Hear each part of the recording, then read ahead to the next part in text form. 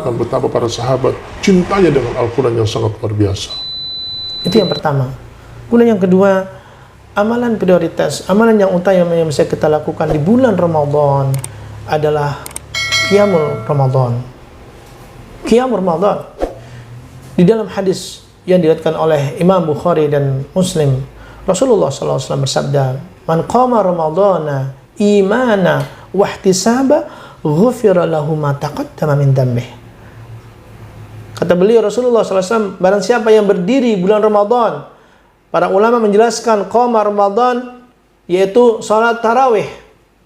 Barang siapa yang melaksanakan salat tarawih di bulan Ramadan imanan, karena iman, wahtisaba, dan hanya mengharap pahala dari Allah saja, wala riya, wala sum'ah, bukan karena ingin dilihat, bukan karena ingin didengar oleh orang lain, tidak, tapi karena Allah Subhanahu wa taala, ghufira lahu ma taqaddama min dhanbih, maka dosa-dosanya yang lalu diampuni oleh Allah Subhanahu wa taala.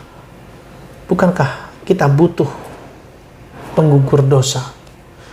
Bukankah kita butuh dosa-dosa kita diampuni oleh Allah Subhanahu wa taala? Maka salah satunya adalah amalan yang bisa kita lakukan di bulan Ramadan agar diampuni dosanya oleh Allah Subhanahu wa taala, yaitu salat tarawih. Salat tarawih. Rasulullah SAW pertama kali salat tarawih bersama sahabat. Maka para sahabat banyak yang ikut salat tarawih bersama Rasulullah SAW. Kemudian di siang harinya berita semakin tersebar. Maka di malam kedua para sahabat semakin banyak menjadi makmum bersama Rasulullah SAW salat tarawih. Di hari kedua, di siang harinya berita semakin tersebar. Maka di malam ketiga para sahabat yang ikut salat tarawih menjadi makmum bersama Rasulullah SAW semakin banyak. Maka di malam keempat Rasulullah tidak keluar salat tarawih karena beliau khawatir itu dianggap salat wajib. Begitulah para pemirsa, para siswa-siswi SDIT, SMPIT, pesantren Imam Bukhari yang dimuliakan oleh Allah Subhanahu wa taala. Salat tarawih. Di wabah corona ini kita jadikan rumah-rumah kita untuk melaksanakan salat tarawih. Tentunya seorang ayah menjadi imam bagi istri dan anak-anaknya. Bahkan kalau seandainya kita punya anak yang dari pesantren sudah bagus bacaan Al-Qur'annya, ya, para siswa-siswi SDIT, SMPIT Imam Bukhari yang sudah balik, yang sudah bagus bacaan Al-Qur'annya, dipersilakan menjadi imam salat tarawih di rumahnya. Salat tarawih dengan tumakninah, dengan bacaan Al-Quran sesuai dengan kaidah tajwid. Ya. Kadang ada orang yang salah, memburu rakaat tarawih yang banyak, tetapi tidak memperhatikan kaidah tajwid dan tumakninah dalam salatnya.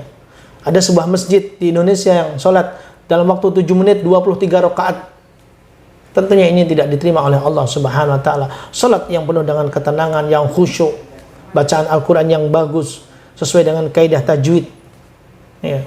Sampai dimulai dari imam takbir yang pertama hingga witir yang terakhir. Maka kata Rasulullah SAW, annahu qama ma'a imam hatta yansarif. Man qama ma'a imam hatta yansarif, berdiri salat tarawih bersama imam sampai imam selesai di witir terakhirnya. Kata Rasulullah SAW, kutiba lahu qiyamul lailah, maka dicatat pahalanya seperti dia salat semalam suntuk. Apalagi itu di bulan Ramadan, tentunya pahalanya akan dilipat gandakan oleh Allah Subhanahu wa taala.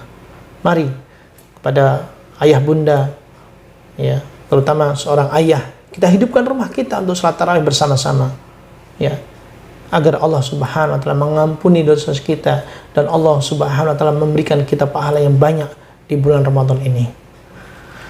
Para pemirsa, siswa-siswi SDIT, SMPIT, dan pesantren Imam Bukhari yang dimuliakan oleh Allah Subhanahu wa taala, amalan prioritas yang ketiga, amalan yang utama yang harus kita lakukan di bulan Ramadan agar Ramadan kita adalah Ramadan menjadi Ramadan terbaik adalah yang ketiga, kita memperbanyak sedekah. Rasulullah SAW di bulan Ramadan lebih dikenal sebagai seorang dermawan. Rasulullah seorang dermawan. Tetapi kata Rasulullah, wa kana ajwada fi Ramadan. Tetapi Rasulullah SAW lebih dermawan lagi ketika di bulan Ramadan. Ajwadan nas, orang yang dermawan. dan lebih-lebih lagi Rasulullah di bulan Ramadan. Ya, maka ini menjadi perhatian kita para pemirsa, lebih-lebih wabah corona ya yang berimbas kepada pengangguran, banyak orang-orang yang di PHK, kesulitan mencari kerja, mencari penghasilan, sementara tanggung jawab untuk menafkahi anak dan istri harus berjalan ya. Kesempatan bagi kita untuk berbagi. Kita berbagi, kita keluarkan harta kita untuk mereka-mereka yang membutuhkan tentunya. Rasulullah SAW bersabda, barang siapa yang memberi makan, memberi iftar bagi orang yang berpuasa, maka dia akan mendapatkan pahala seperti orang yang diberikan makan tersebut tanpa mengurangi pahala orang tersebut. Memberi makan, memberi kurma, memberi air bagi mereka yang membutuhkan tentunya para pemirsa.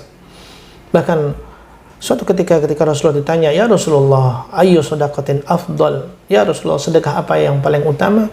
Maka kata Rasulullah, sedekah fi Ramadan, sedekah di bulan Ramadan.